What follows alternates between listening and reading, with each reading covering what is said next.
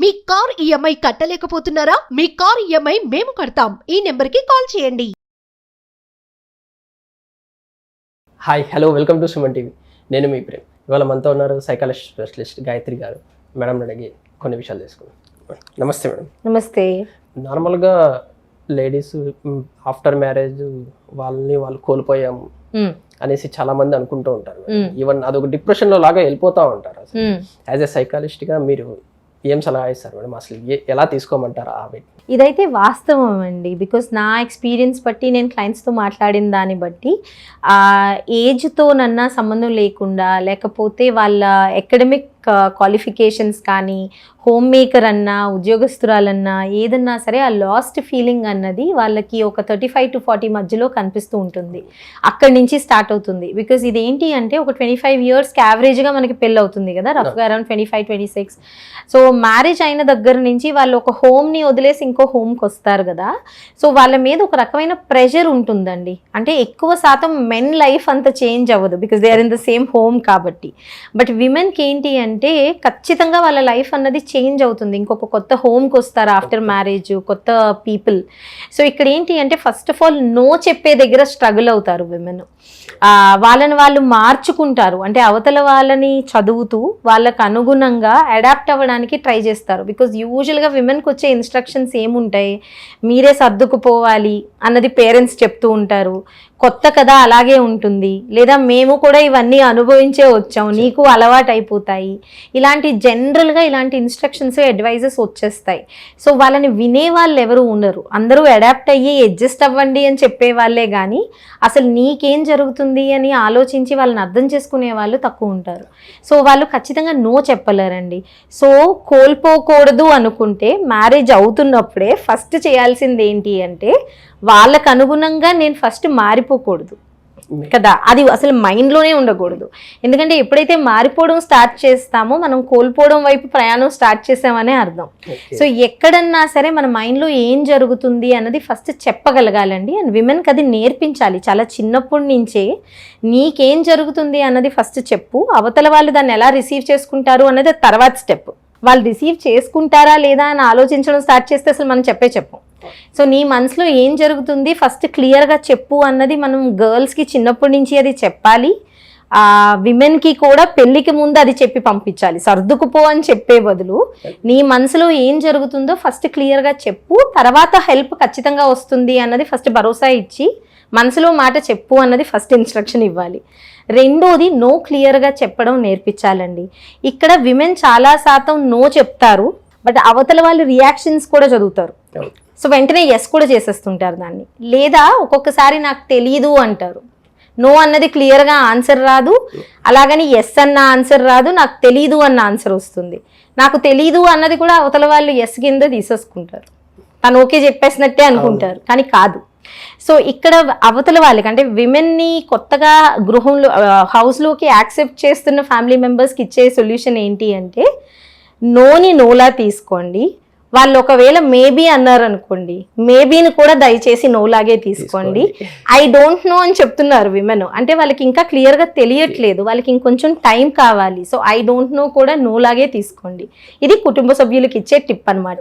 No is a no, I don't know is a no, and then maybe is also a no.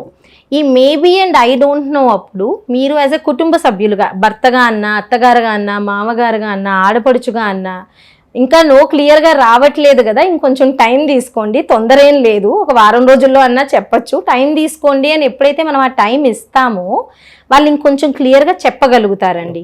ఆ భయం అన్నది పోతుంది. అలాగే మూడో టిప్, విమెన్ ఎప్పుడైతే కొత్తగా ఇంట్లోకి వస్తున్నారో మ్యారేజ్ తర్వాత వాళ్ళు కోల్పోకూడదు అంటే ఇంకొక గృహిణి ఖచ్చితంగా ఇంట్లో ఉంటారు. అది అత్తగారన్నా లేకపోతే ఇంకొక ఆడబిడ్డ కూడా ఇంట్లో ఉంటారు చాలా ఇళ్లల్లో. ఫస్ట్ వీళ్ళే ఇనిషియేటివ్ తీసుకొని ఆ ఆడ మనసు అర్థం చేసుకోవడానికి ప్రయత్నించాలి. బికాజ్ ఎప్పుడైతే అది జరుగుతుందో మగవాళ్ళని కూడా మనం యాక్చువల్లీ ఇద్దరు ఆడవాళ్ళ మధ్యన శాండ్విచ్ చేయట్లేదు, ఒక ఆహ్లాదకరమైన వాతావరణం కూడా ఏర్పడుతుంది. సో ఫస్ట్ ఆ అమ్మాయిని ఇంక్లూడెడ్ ఫీల్ అవుతారు. ఫస్ట్ 2-3 years ఆఫ్ మ్యారేజ్ చాలా క్రూషియల్ అండి. మనం ఆ టైంలోనే వాళ్ళని ఇంక్లూడెడ్ ఫీల్ అవ్వేలాగా చేయాలి. ఇంక్లూడెడ్ అంటే మా హోమ్ ఏదైతే ఉందో నీకు వెల్కమ్ చెప్తున్నాము, మేము కూడా రెడీగా ఉన్నాము నేను యాక్సెప్ట్ చేయడానికి, నీకెంత కష్టమో, నువ్వు కొత్తగా ఇంటికి అడాప్ట్ అవ్వడానికి ఎంత కష్టమో మాకు అర్థమవుతుంది, మేము అడాప్ట్ చేసుకోవడానికి మేము రెడీగా ఉన్నాము. And you are like a fresh member, it's like a rebirth కదా. సో నీకు ఇంకొక 40 సంవత్సరాలు ఉంది మా ఇంటికి అడాప్ట్ అవ్వడానికి, ఇయర్లోనే అడాప్ట్ అయిపోవసరం లేదు. సో నువ్వు ఛాన్స్ తీసుకొని ఎప్పుడైతే ఆ భరోసా ఇస్తామో, women need that emotional support అండి. సో అది వాళ్ళకి చాలా కాన్ఫిడెన్స్ పెంచుతుంది. అండ్ ద లాస్ట్ టిప్, ఎప్పుడన్నా సరే మీరు విమెన్ని అలౌ చేస్తున్నప్పుడు, అంటే మ్యారేజ్ అయిన తర్వాత ఒక అమ్మాయిని మీ ఇంట్లోకి తీసుకొస్తున్నప్పుడు, మీ హోమ్ అసలు విమెన్ సెంట్రిక్ హోమా అన్నది ఫస్ట్ క్వశ్చన్ చేసుకోవాలి ఖచ్చితంగా. మ్యారేజ్ చేసేసి చక్కగా అమ్మాయిని తెచ్చి, లవ్ మ్యారేజ్ అన్నా అరేంజ్డ్ మ్యారేజ్ అన్నా there is not much difference అండి. బికాజ్ మ్యారేజ్ తర్వాత కంప్లీట్ గా డైనమిక్స్ మారిపోతాయి. సో మీరు ఒక 10 సంవత్సరాలు లవ్ చేసుకున్నా సరే డైనమిక్స్ మారుతాయి. సో ఫ్యామిలీ విమెన్ సెంట్రిక్ కాదా అన్న క్వశ్చన్ మనం ఖచ్చితంగా వేసుకోవాలి. విమెన్ సెంట్రిక్ అంటే women basically are people who feel a lot. వాళ్ళకి ఫీలింగ్స్ ఖచ్చితంగా వాళ్ళు కనెక్ట్ అవుతారు. ఎందుకు అంటే ప్రకృతి వాళ్ళని నర్చరర్ కింద చేసింది. Men are providers, women are nurturers. మనం రివర్స్ వెళ్తున్నాం కరెక్టే, అది పురోగతే. But then basically women are nurturers and men are providers. అందుకే కదా వూంబ్ ఎవరికి ఇచ్చారు, మగవాళ్ళకి ఇవ్వలేదు కదా, విమెన్కి ఎందుకు ఇచ్చారు? Because they are made to be nurturers కదా. సో ఇక్కడ వాళ్ళకి నర్చరింగ్ అంటే బేసిక్గా ఒక పిల్లవాడిని, అప్పుడే పుట్టిన పిల్లవాడు మదర్కే ఎక్కువ ఎందుకు అర్థమవుతారు? సాధారణంగా ఫాదర్స్ ఎందుకు భయపడతారు, నాకు తెలియదు నేను చేయలేను అని. మదర్స్కి ఎలా వస్తుంది? ఏ ట్రైనింగ్ ఇవ్వం కదండి. పిల్లని హోల్డ్ చేసే దగ్గర నుంచి, మిల్క్ ఫీడ్ చేసే దగ్గర నుంచి నర్చర్ చేసుకుంటూ వస్తారు. ఎవరు నేర్పించారు వాళ్ళకి? ఎవ్వరూ నేర్పించరు. వాళ్ళంతటా వాళ్ళు స్లోగా నేర్చుకుంటారు కదా. సో అంత ఒక చిన్న పిల్లల్ని అర్థం చేసుకునే మనసు ఉన్న ఆడదానికి మనం ఎంత సపోర్ట్ ఇస్తున్నాము అన్నది ఫస్ట్ ఆ క్వశ్చన్ వేసుకోవాలి. బికాజ్ ఆ అమ్మాయిని నర్చరర్ కిందే కదా రిసీవ్ చేసుకుంటున్నాం.